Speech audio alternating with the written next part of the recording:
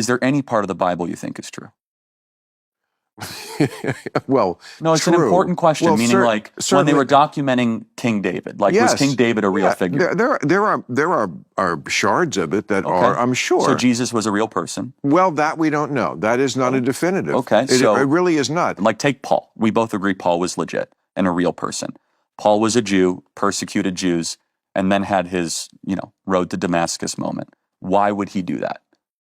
Except for the fact that he's crazy or like delusional. What incentive would Paul have to do that? Rich, ruling class, gave up everything. You're saying to me, is there never a case of human delusion or mass delusion or people can? Why there's suicide cults? Of course there are. No, I acknowledge that. The human capacity to believe what's not true, to believe what you want to believe, is infinite. I mean, you are literally the person I'm talking about at the very beginning of the movie Religulous, because the very first scene, I'm sitting in the car and I'm saying, the movie is not a spiritual quest. I mean, that's what we told them, so they'd sign the release. The movie is me saying, I don't know how it could be that so many intelligent people can wall off a part of their mind and believe in something that part of their mind must know is not true. That's the question I'm going for in Religulous. And like, you're obviously a super smart guy. And respectfully, you go ahead, sure. Yeah. And I don't want to insult you on that. I appreciate you saying that. No, I mean, Bill, have you seen me go to college campuses? There's nothing that can but you understand my question, right? Interestingly, ironically, I have the same struggle. I don't know how somebody as intelligent as you, and I'm not trying to offend you, cannot believe in a virgin birth? Time out, hold on. All of that takes faith, I acknowledge, but that all of the fine-tuning of our universe, if any of those fine-tunings were off, a famous scientist... Some of them are off. A famous scientist said, to believe that the universe and the earth in its current composition was an act of randomness would believe that a hurricane would go through a junkyard and assemble a 737 flight-ready Boeing. He's wrong.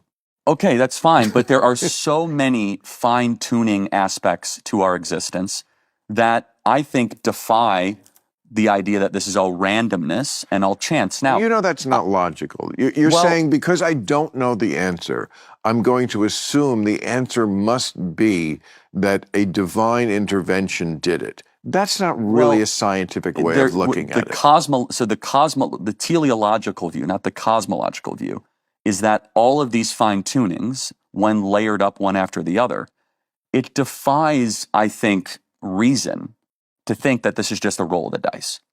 That when you see a baby come into the world, when you see how we naturally heal, even consciousness itself, I think, is a pretty miraculous thing.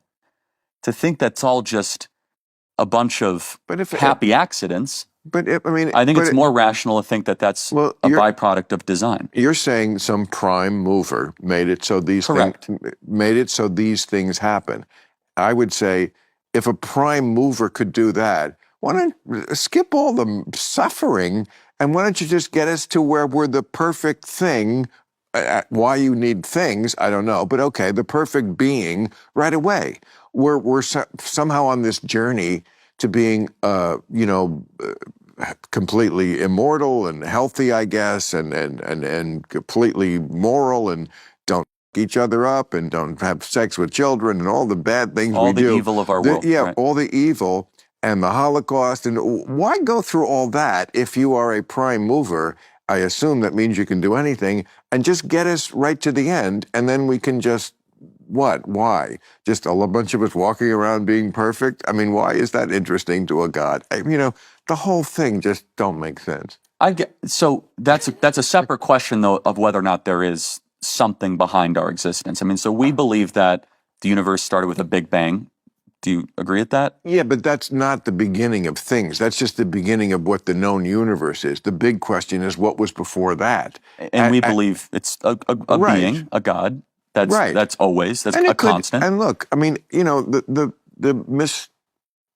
misnomer about atheism is that we say, oh, there's no God. No, we just say we don't know.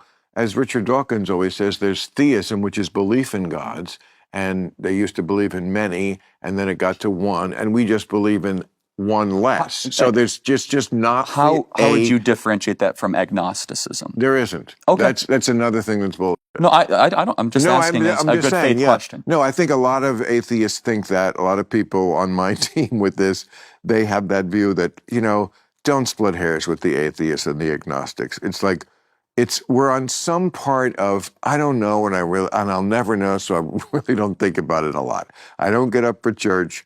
I try to be a good person because I just think intrinsically it's good for society. It's good for me to be a good person as much as I can. And I don't need the threat of the pitchfork in the ass to do it.